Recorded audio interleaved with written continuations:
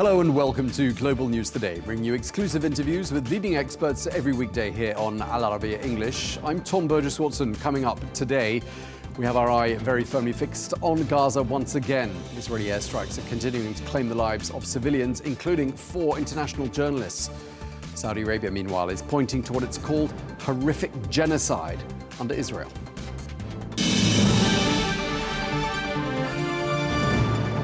Our focus today is on Gaza, where Israeli airstrikes continue to claim civilian lives on a daily basis, amongst them journalists. Well, earlier on today, at least 20 people, including 4 international journalists, amongst them a Reuters reporter, were killed in an Israeli strike on the Al-Nasser Hospital in southern Gaza. Well, the Saudi Foreign Minister, Prince Faisal bin Farhan, has spoken about developments in Gaza, saying today that the Palestinian people are facing what he called the most horrific forms of oppression and genocide due to Israel's ongoing assault, calling this an unprecedented violation of international law.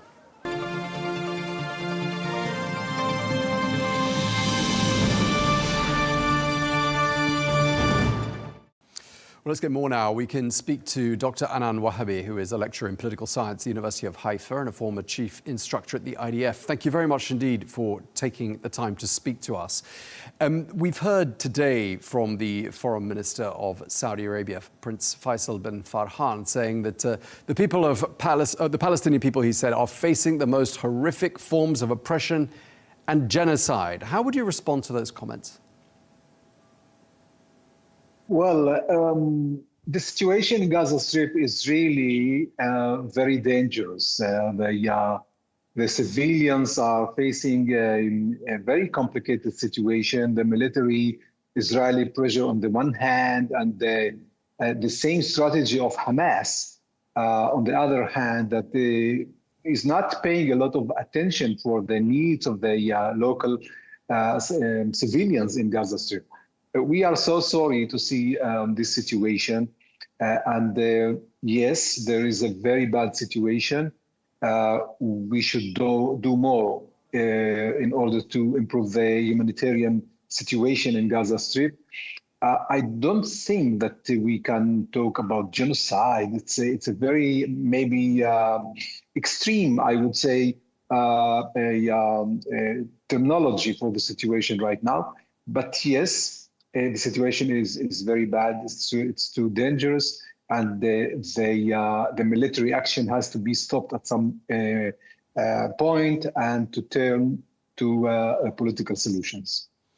Sure, and we'll come back to the idea of this concept of genocide and the definition of it, because some countries are using that term. Many of Israel's closest allies are not yet using that definition.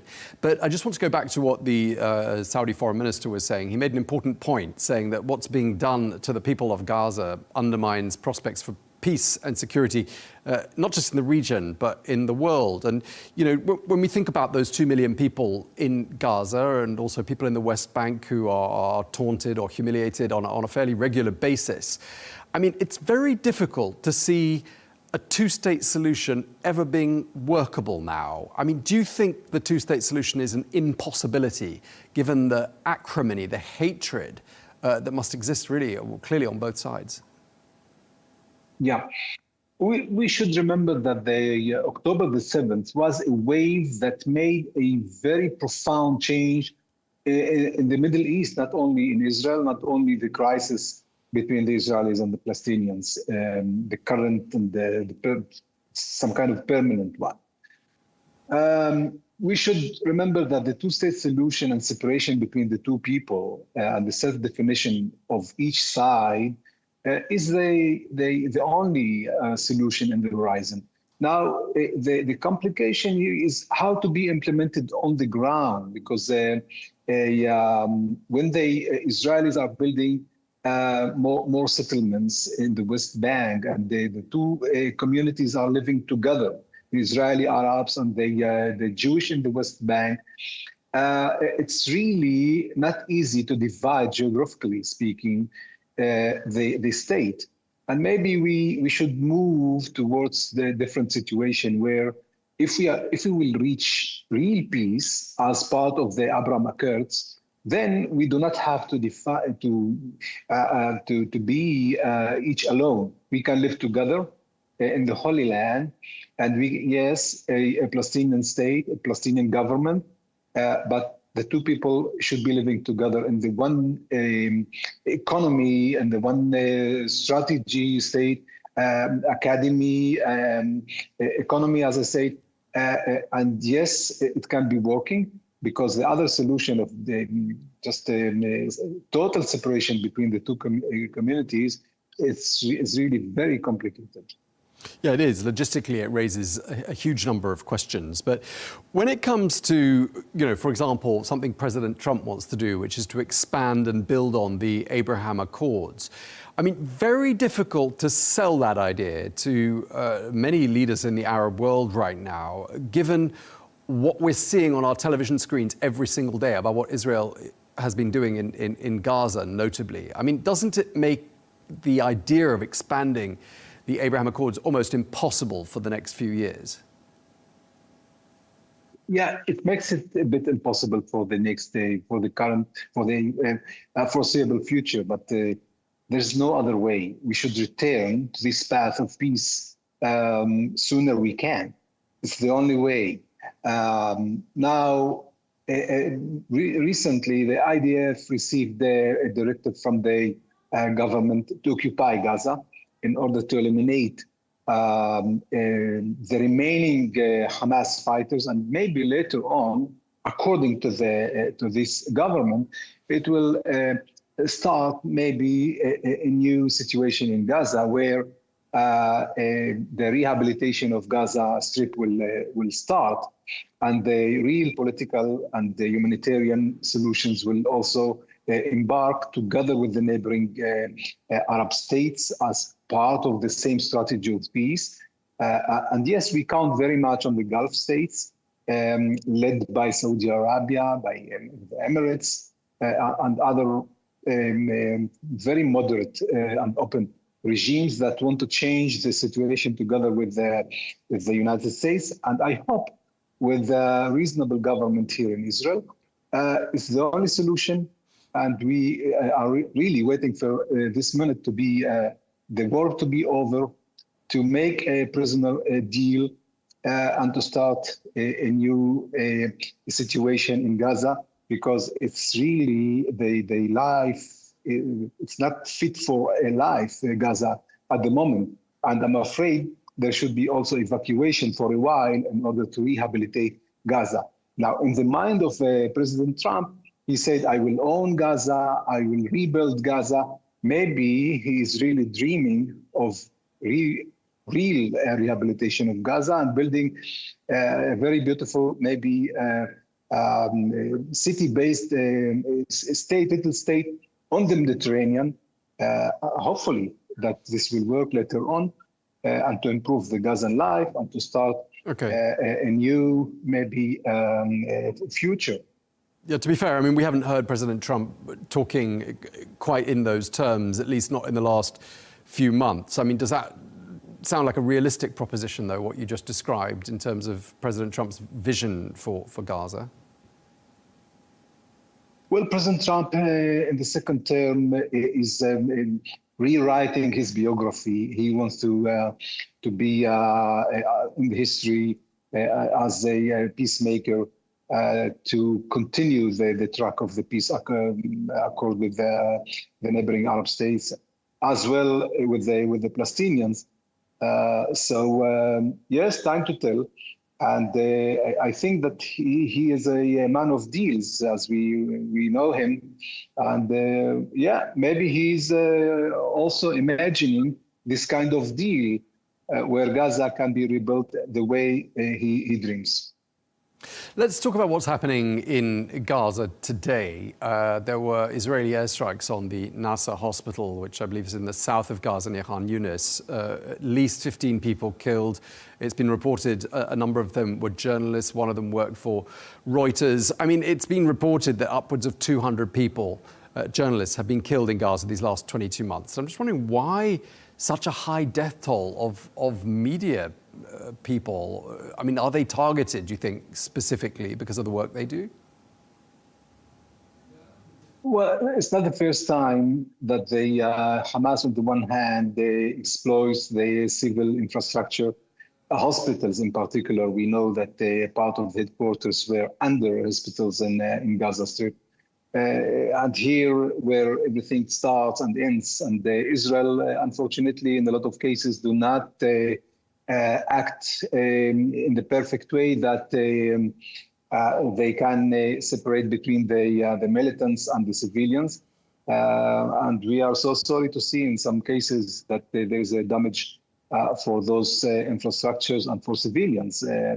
It's part of the price, very heavy price of war that we all are waiting and pray to end this kind of complexity and attrition as well for the civilians, for the IDF on the other hand, and none of the sides is willing to stop this war. Yeah, but I mean, there is this perception. I mean, when you see a death toll, like the death toll we've seen for the number of journalists, and you know, this idea that journalists are not freely allowed into Gaza, although there are petitions and appeals being made by countries to change that. I mean, there's a perception that Israel doesn't want people to see what's happening in Gaza, and journalists who go in there under supervision get told what they can and cannot film. Is Israel hiding something from the rest of the world? I don't think so. I think that the Israeli journalists are trying to gather, according to the perception, at least in Israel. There is the idea, and the other idea as part of the Israeli media, to hide maybe part of the picture for military needs, but not to hide the total picture.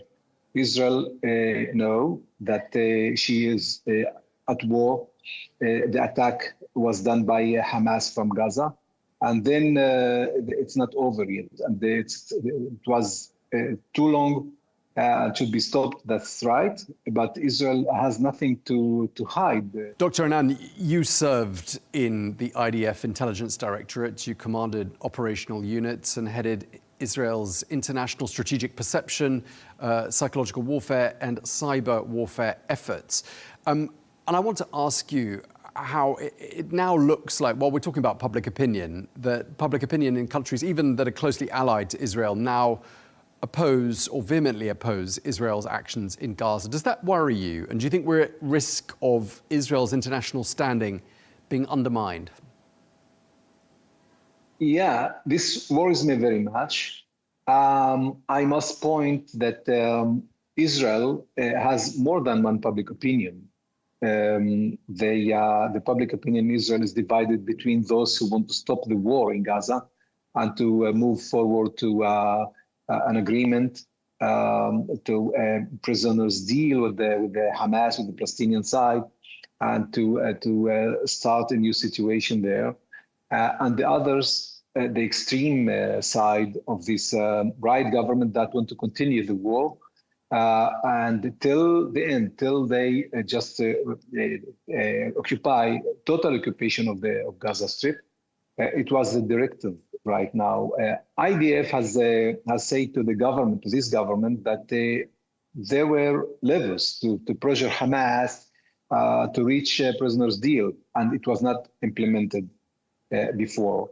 So the Israelis are asking. We have been serving in the army, in the reserve for quite a long time, and the war is not over. So the public opinion that this war of attrition, exhausting our soldiers in Gaza, must be stopped, and to get back to the peaceful solution together with the neighboring countries. We want to be part of this path of normalization with the neighboring states, and it's the only horizon that can be good for Israel and for the neighboring Arab states. Otherwise, we are right now, we start to see Turkey is back here, the new Ottoman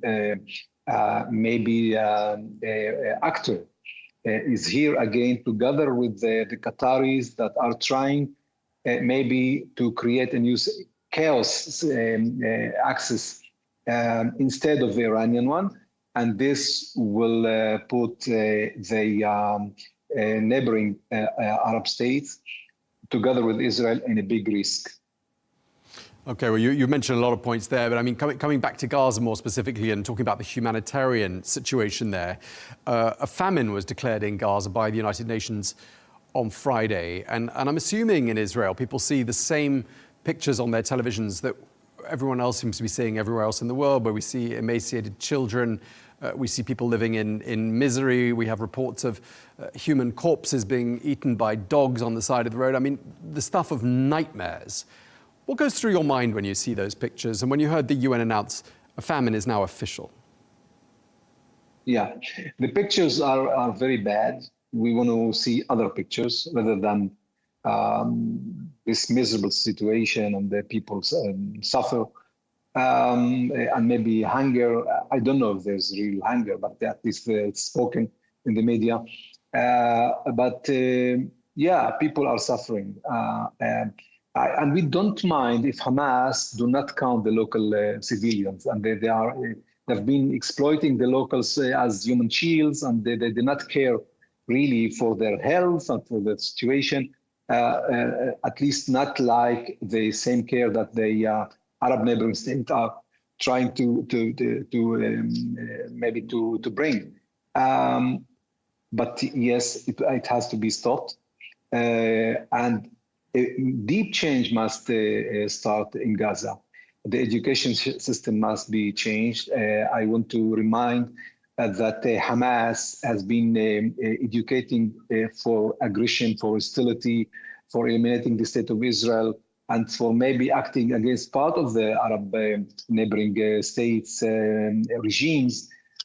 This way of thinking must be changed, and everybody know that the only side that can interfere for the benefit of the Gazans are the Arab, mainly Gulf states, together with Egypt. And this voice is very much heard here in Israel and in the Gaza as well. I mean, you mentioned education in Gaza, but according to UNRWA, a report they published in July stated that 97% of schools in Gaza have either been partially or completely destroyed. So hopes for education are a very, very long way off. When it comes to looking at what the future might look like, do you think there is a day after plan for Gaza? And if so, what do you think it looks like? I think that the life is not fit for life right now. No infrastructure, no hospitals, even no mosques. Everything is down, and I think that I'm afraid that only evacuation, at least till real and deep rehabilitation will be done in Gaza. And I'm afraid it will take long because first of all, we have to understand what will be the security arrangements together with the IDF and with the Israeli side. This needs the United States in, this needs European other countries together with the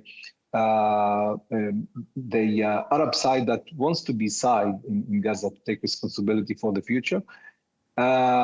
The population must be evacuated for a while and then rehabilitation. Where do you think they should be evacuated to? Sorry to interrupt you. Well, I don't know. There are a lot of solutions, but at the moment they cannot stay there in tents. We are talking about something like 1.5 million people that don't have real houses, and the winter is just around the corner. We don't know, but maybe there will be other suggestions. They've been talking about Indonesia, about maybe Sinai even. Egypt that can maybe host for a while, But this is their home. They're people from Gaza who live in Gaza. They've been there for generations. The idea of anyone being rehoused in Indonesia who's from somewhere that's tens of thousands of kilometers away is a very frightening, daunting, and frankly, inappropriate idea, isn't it? Maybe, yeah, it's not normal, but the situation also is not normal because a real government would have stopped the war long before in order to achieve a political end state. But when a militia dominates a strip like Gaza, it doesn't really care for the future of the people, and it is the situation at the moment. And more than that, I think that the decision has taken from Hamas to other foreign hands, and it's moving right now to Turkey. Turkey is trying to interfere and to maybe to influence the political decision of Gaza and of Hamas, and they are not allowed at the moment to stop the war. So it's a very complex situation, and where the Gazans are paying the price for the Israeli desire to eliminate Hamas and the Hamas decision to exhaust the IDF soldiers. And it's open-ended and very risky situation. Yeah, I mean, I have to spare thoughts for those 2 million people who have nothing to do with the politics of it, who are caught in the middle of all of this. Just going back to what we were saying, I mean, this is my last question. I mean, education has been more or less brought to a standstill in Gaza. As we were saying, 97% of schools destroyed almost entirely. You were mentioning how, you know, mosques have been destroyed. I mean, so much of Gaza has been destroyed. And just really circling back to what we were saying about genocide at the beginning, and you know, the definition of genocide being to intentionally destroy in whole or in part a national, ethnic, racial or religious group. I mean, doesn't it look like when you see a, you know, scorched earth situation like the one we have in Gaza today, where so much has been destroyed, history, families, homes, businesses, schools, the works, everything has been destroyed. I mean, what doesn't look like genocide there to you? Well, you know, there is a lot of, in the international law, several terminologies and definitions for this situation. War crimes, ethnic cleansing, and then the genocide, which is the upper level of hostility against people or community.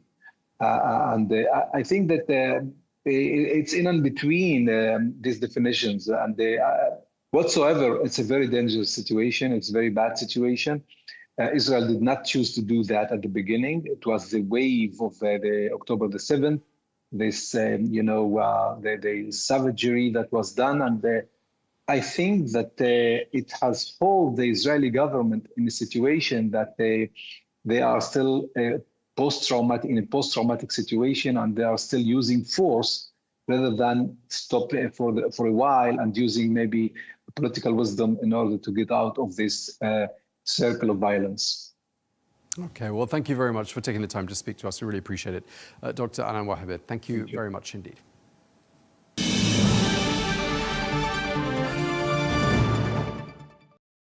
Well, for more, we can cross now to Professor Kamal Hawwash, who is a Palestinian academic based in the United Kingdom. Professor, we speak quite often, and it's always a pleasure having you.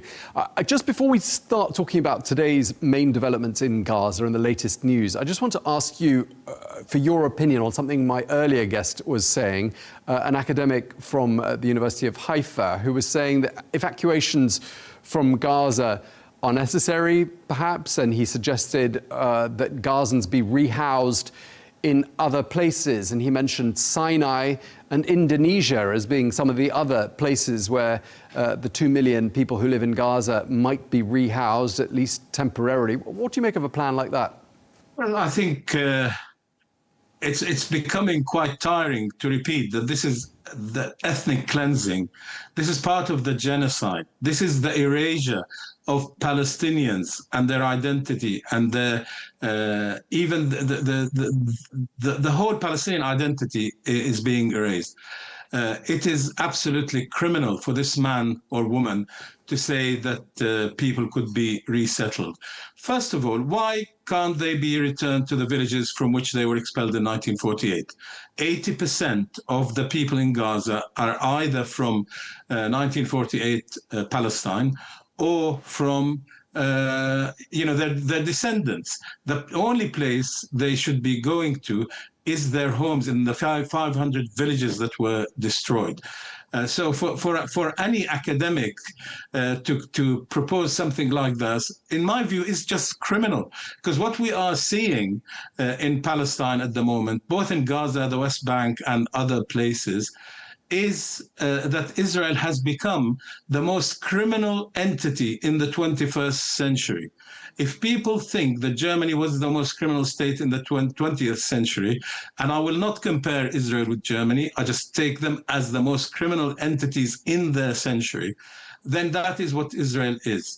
What they are proposing is the expulsion of the indigenous Palestinians.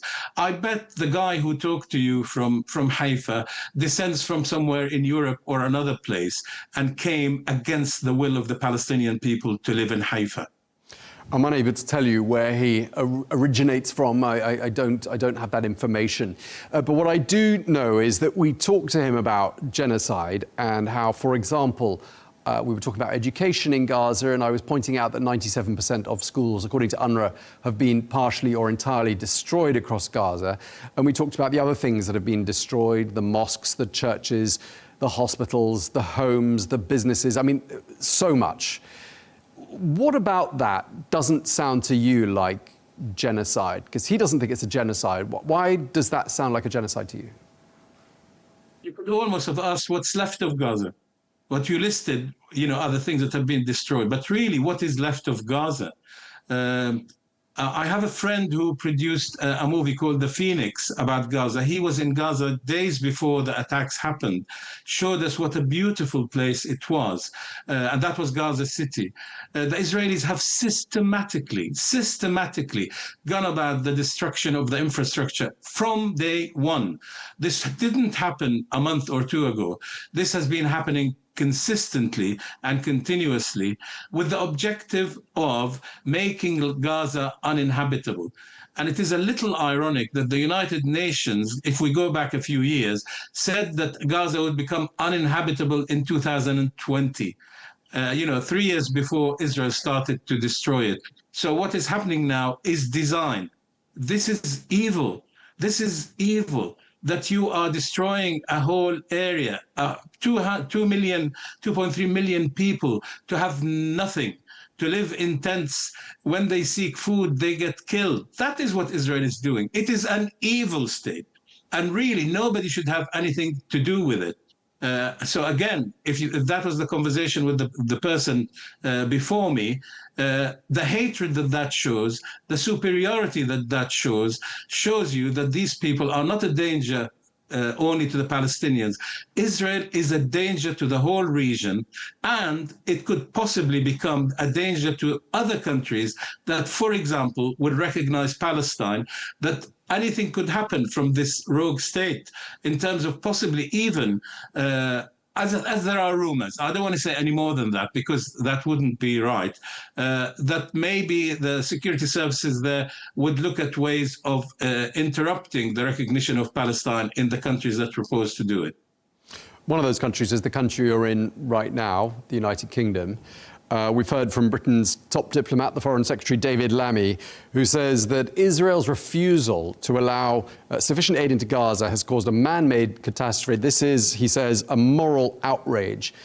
Apart from words and promising to perhaps in the future recognize Palestine, I mean, are you seeing any action from the British government?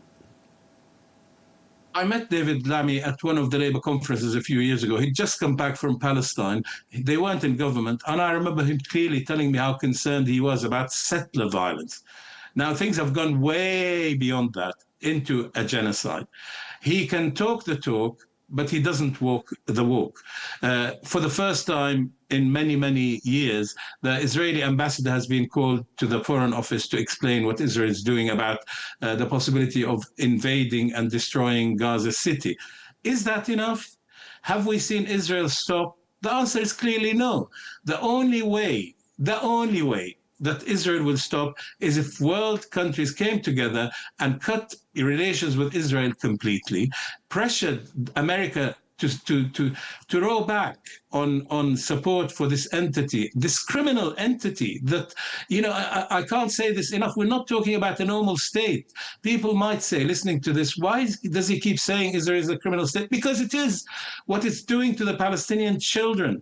I hope people have seen the video of the little girl who was 7 to 8 years old carrying some water, and a drone killed her, attacked her, and it was recorded on video and it has been shared.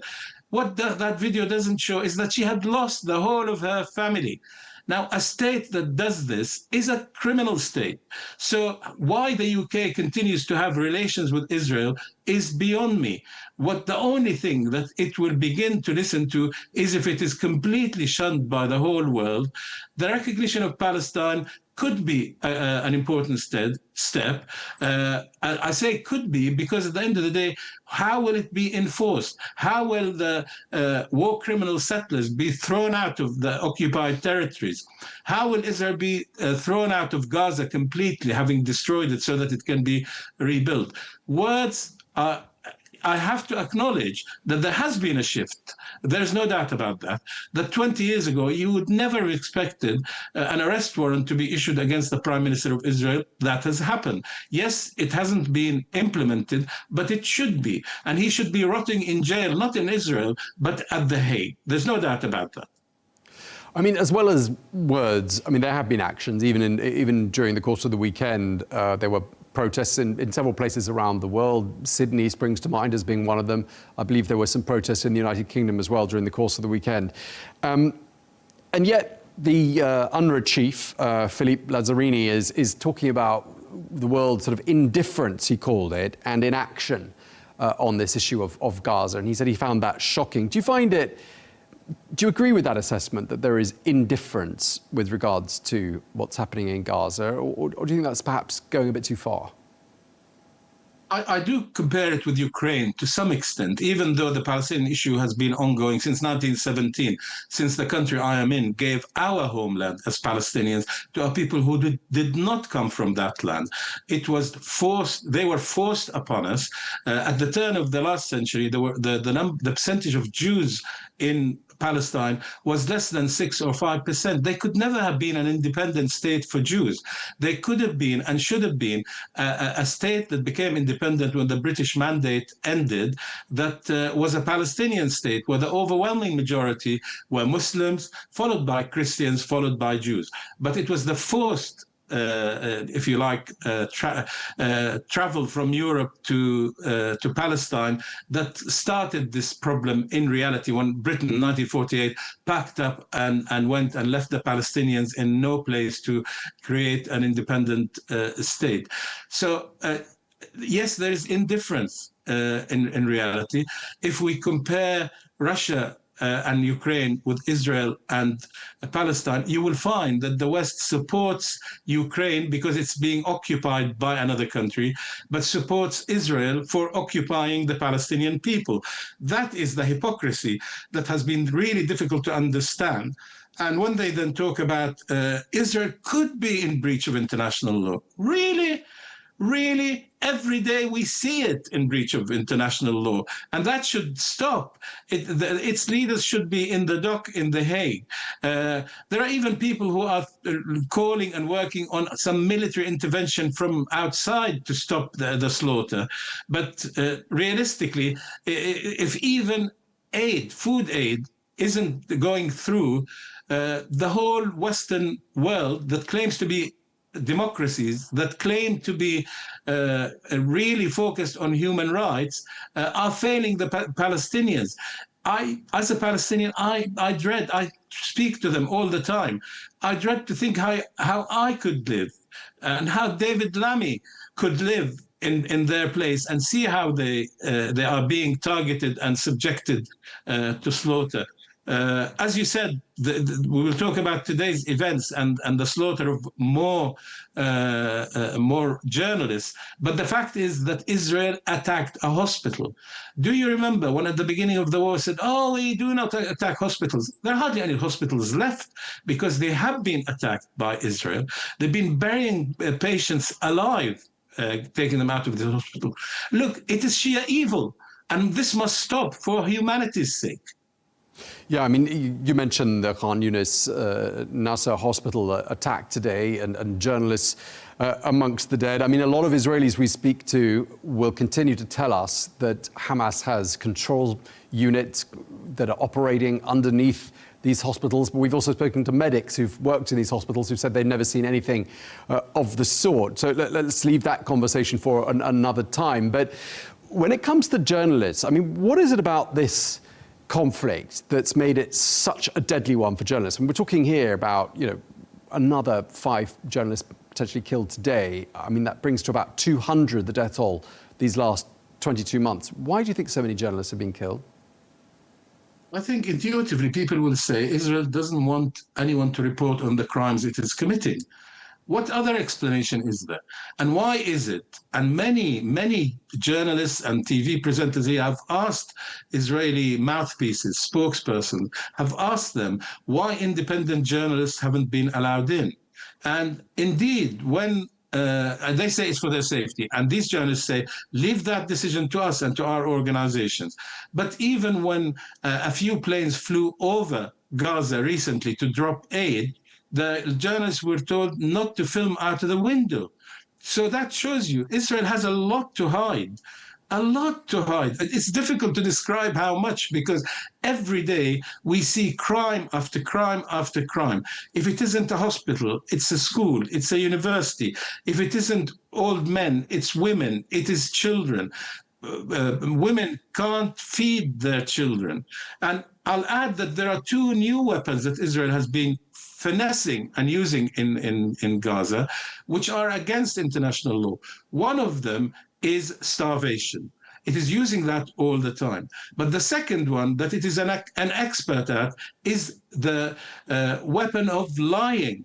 Because just like they say to us, Hamas is under this hospital, this school, etc., etc.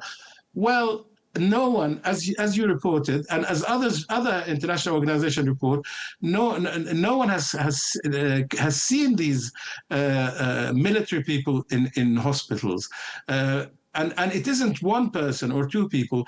Not a single medic has said that they've had to treat or have seen the military people bring, say, a hostage or a prisoner of war for treatment. I emphasize the most criminal state in the world is using 2 new weapons, starvation and lying, to continue to undertake its attack on the helpless civilian people in Gaza. I saw 2 young guys talking only a couple of days ago, and they were both saying Israel wants us to leave to the south. There's only one place we will leave to, and they pointed up, because they say we prefer to die, to be martyred here in our homeland, than to escape and go to another place, because we know we can't come back. And the connection to the land is so obvious. Whereas on the Israeli side, think of how many Israelis have left since these incidents started in October of 2023, because their connection to the land is nowhere near the connection of the Palestinian people to their homeland. Just lastly, Professor, I mean, supposing you one day found yourself sitting in front of Prime Minister Benjamin Netanyahu, what would you say to him? Well, I hope I'll be talking to him across the bars of a prison cell and telling him, serves you right, you absolute criminal terrorist. You should have thought about the consequences of what you were doing. So that's what I would say to him. And I would say to him, the Palestinians are going nowhere. And if Israelis feel that that isn't the safest place for them to be and they want to leave, then that is up to them. Okay, well, thank you very much indeed. We really appreciate you taking the time to speak to us as ever. Professor Kamal Hawwash, thank you for your time, sir.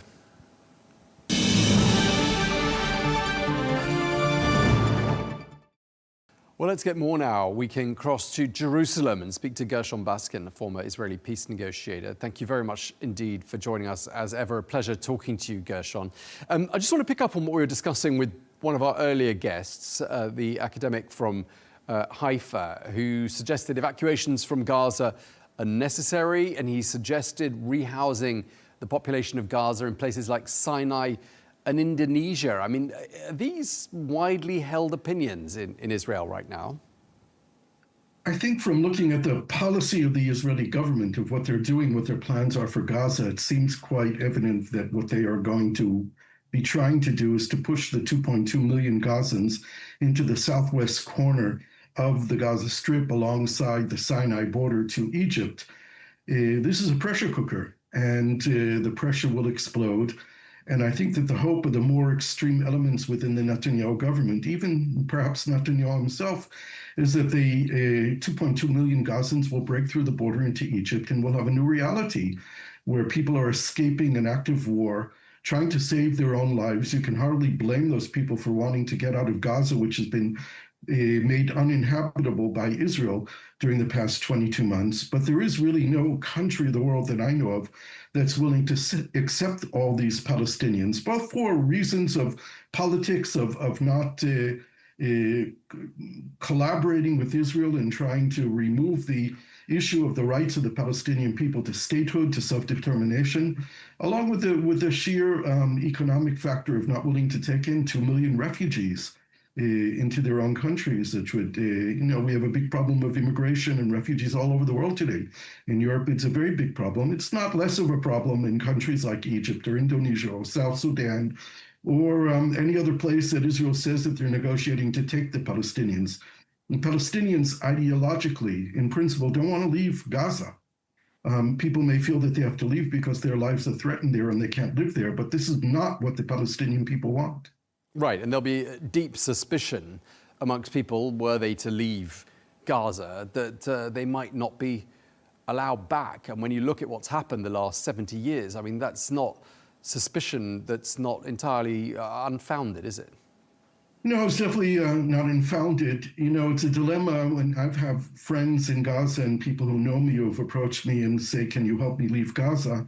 And when I was getting a lot of requests like that, I actually turned to some of my Palestinian friends and I said, this is a dilemma for me because on the personal level, these are friends, these are people I know and respect. And even if I didn't, they're people who are interested in only saving their own lives.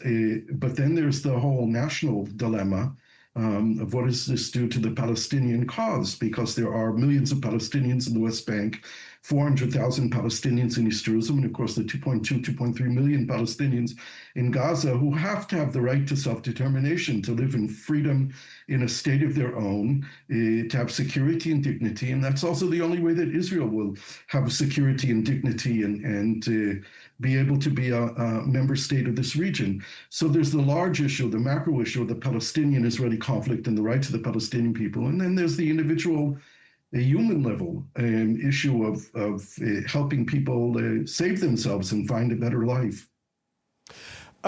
Gershon, I just want to pick up on another thing that our earlier guest, the one before you, Professor Kamal Hawwash, an academic from the UK, was saying to us a little earlier. And he said this to us before. He said that Benjamin Netanyahu, the Prime Minister of Israel, is the greatest criminal of the 21st century. He said the greatest criminals of the 20th century had been in Germany, but in the 21st century, it's the Israeli Prime Minister. I'm wondering how that makes you feel and what you make of that assessment. I think Netanyahu's in a club with a lot of members, and not necessarily he's number one in the club. But my own feeling toward Netanyahu, or my own assessment regarding Netanyahu, is that he has committed crimes against the Israeli people and the Israeli state. And that's my first concern. And I recognize the war crimes that Israel is committing in Gaza and the accusations of genocide, which are in line with the Convention on the Prevention of Genocide. But for me, as an Israeli citizen, he has committed crimes against us, the people of Israel, and our future. Crimes that my children and my grandchildren will be paying for. And we have a responsibility to put him on trial and to remove him from power. There is no question in my mind that he will go down as the worst leader that the Jewish people have ever had. And this is a person who was presenting himself before October 7th as the greatest leader of the Jewish people since Moses. And I'm not joking here. This is something that he has said. As someone who believed that he was protecting Israel and defending Israel, he will actually go down in our history as the worst leader that the Jewish people have ever had.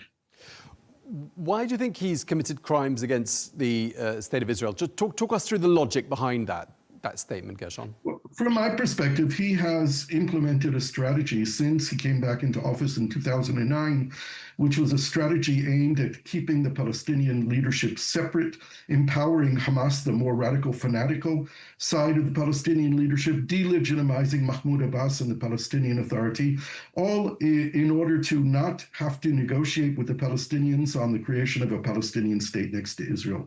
There are more or less equal numbers of Israeli Jews and Palestinian Arabs between the river and the sea, 7 million of each. And there is no solution to this conflict except for the two-state solution. And Netanyahu waged a strategy since 2009, which was aimed at preventing that from ever happening. Of course, on October 7th, that blew up in our face because you can't prevent people from having freedom. You can't occupy another people for almost 6 decades and expect to live in peace, or lock 2.2 million people in a territory like Gaza with 80% poverty and no place to go and no hopes and no dreams, and expect to have quiet. And this is the strategy that Netanyahu implemented since 2009. In my personal view, that is a crime against our state. That's a crime against our people. And a real leader solves conflicts, doesn't think that he can manage them forever. And of course, when they blew up in our face, he still refuses to take responsibility. And he was the head of the government on October 7th that failed to protect the people of Israel, that led a strategy that empowered and funded Hamas. And he is responsible, and he will be held responsible when eventually we do create a National Commission of Inquiry in Israel, which he is preventing. But it will be created, and he will stand trial. So, Gershon, what you're saying is that basically having that amount of hatred and anger just behind a border fence, 2 million people who've been humiliated, who've been mistreated, quite the cruelest treatment by anybody's standards these last 22 months. I mean, you're saying that those people in turn represent by an inevitable security threat to Israel. Is that the argument you're making? That's part of it. I mean, there's no escape for Israel to have to deal with the reality of the Israeli-Palestinian conflict and the recognition that the Palestinian people have to have the same right to the same rights that the Jewish people have in the state of Israel. Beyond that, we cannot survive for very long if we don't manage to resolve the conflict, not only with the Gazan Palestinians, but with the West Bank and the Palestinians in East Jerusalem. There has to be a resolution of this conflict. It can't go on forever.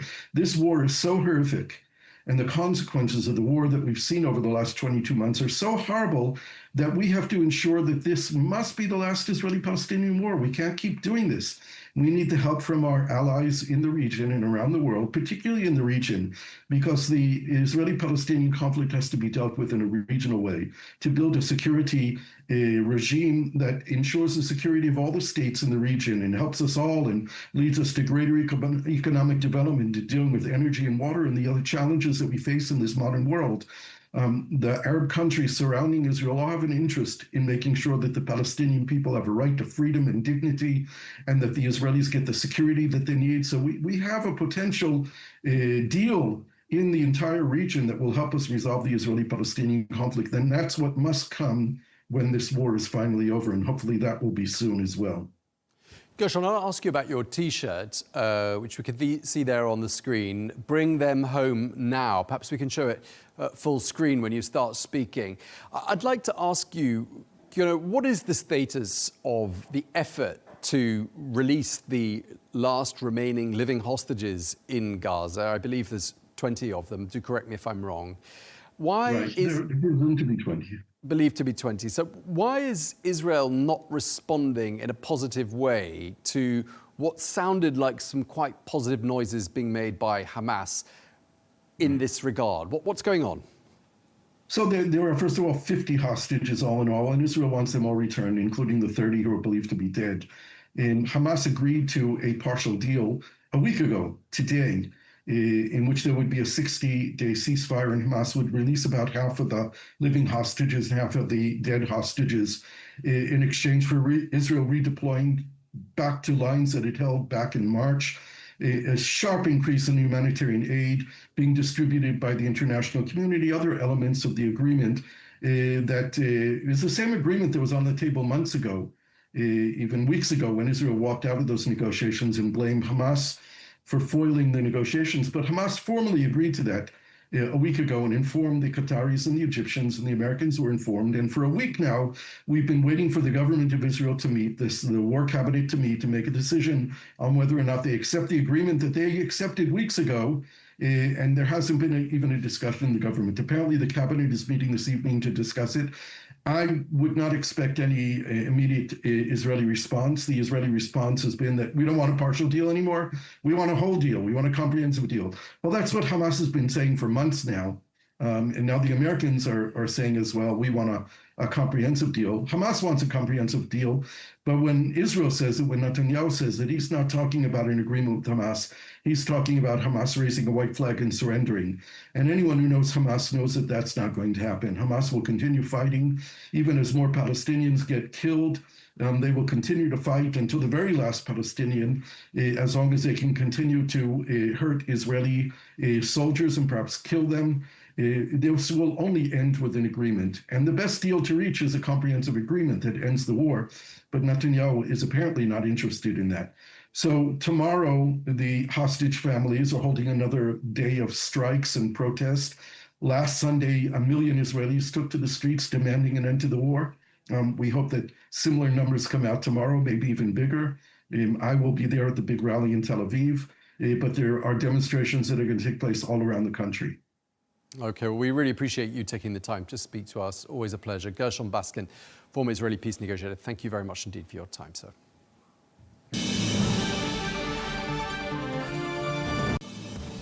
Well, that is all we have time for on Global News Today. Thank you very much indeed for watching. Be sure to join us again tomorrow for more exclusive interviews. Until then, bye-bye.